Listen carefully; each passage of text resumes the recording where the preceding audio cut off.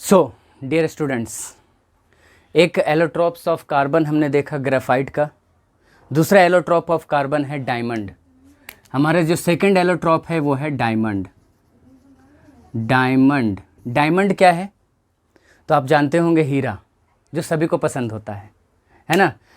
आए दिन खास करके हम लोग जो हैं वो डायमंड ज्वेलरीज या डायमंड रिंग पहनना बहुत ज़्यादा पसंद करते हैं। सो सर वही डायमंड के बारे में बात हो रही है? तो yes, diamond is the hardest substance ever found in the earth crust, है ना। अर्थ क्रस्ट पे डायमंड जो है वो सबसे हार्डेस्ट सबस्टांस है। और उसी डायमंड के बारे में हम लोग जानने वाले हैं कि डायमंड क्या है। तो डायमंड एक दूसरा एलोट्रॉप ऑफ कार्बन है। और उस एलोट्रॉप्स में क्या है? तो जैसे कि हम लोग ग्रेफाइट में बात करी थी कि ग्रेफाइट क्या था। ग्रेफाइट एक ऐसा एलोट्रॉप्स था जिसमें एक कार्बन एटम किसी 3 कार्बन एटम्स के साथ कंबाइंड होता था। लेकिन डायमंड में 4 कार्बन, एक कार्बन अपने साथ 4 अलग एटम्स के साथ कंबाइंड करता है। 4 अलग एटम्स के साथ कंबाइंड करता है एक कार्बन किसी 4 अलग एटम्स के साथ। इसलिए इसकी सबसे पहली जो प्रॉपर्टी होती है, one carbon attached with 4 different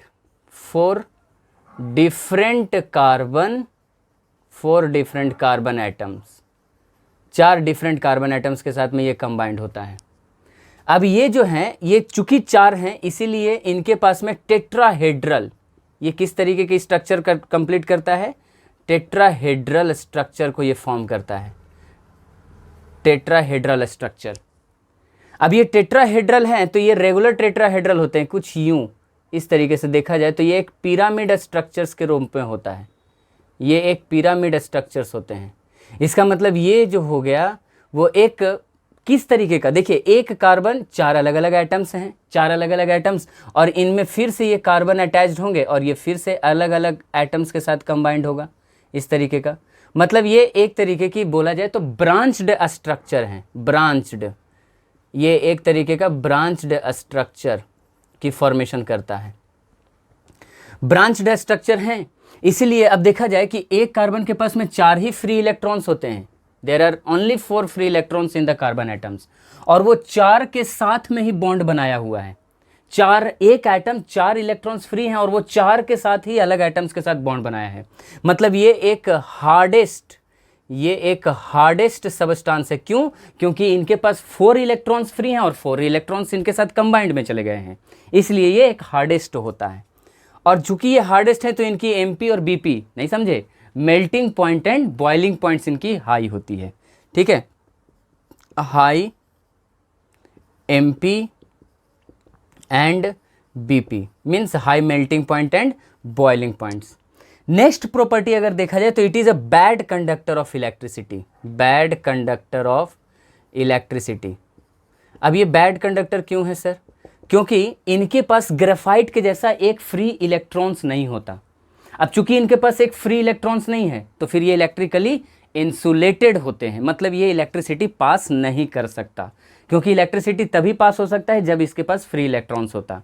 इसलिए ये एक बैड कंडक्टर ऑफ इलेक्ट्रिसिटी होते हैं, है ना। जब इनको जलाया जाता है तो ये एक कार्बन डाइऑक्साइड गैस की फॉर्मेशन करते हैं। ऑब्वियसली डायमंड आएगा तो आप जलाने की तो कोशिश बिल्कुल भी मत करिएगा और जलाइएगा भी मत, क्योंकि ये बहुत महंगे होते हैं, एक्सपेंसिव होता है, हम लोग नहीं जलाएंगे, है ना। और ये कार्बन डाइऑक्साइड की फॉर्मेशन करता है, इसलिए ये कुछ खास एलोट्रॉप है। ठीक है, इनकी प्रॉपर्टीज़ कुछ इस तरीके का है, जैसे कि हमने 7 पॉइंट्स में आपको बताया। इनका एक और आखिरी है जो 8th आप बता सकते हैं कि ये 3D स्ट्रक्चर्स फॉर्मेशन में आते हैं। 3D में, जैसे हम लोगों ने ग्रेफाइट में बात करी थी कि ग्रेफाइट एक 2D स्ट्रक्चर है, लेकिन ये एक 3D स्ट्रक्चर में चला जाता है। ठीक है, 1 carbon atom attached with 4 different carbon atoms. It is tetrahedral branched structure, hardest है, high melting and boiling point है, बैड कंडक्टर ऑफ इलेक्ट्रिसिटी है क्योंकि फ्री इलेक्ट्रॉन्स नहीं है, कार्बन डाइऑक्साइड की फॉर्मेशन होती है बर्निंग के बाद, और ये एक 3D स्ट्रक्चर है। तो कुछ ये डायमंड्स के बारे में था। अब आपके पास में जो तीसरा आपके पास एलोट्रॉप्स हैं कार्बन के, वो 3rd एलोट्रॉप्स का नाम है बकमिंस्टर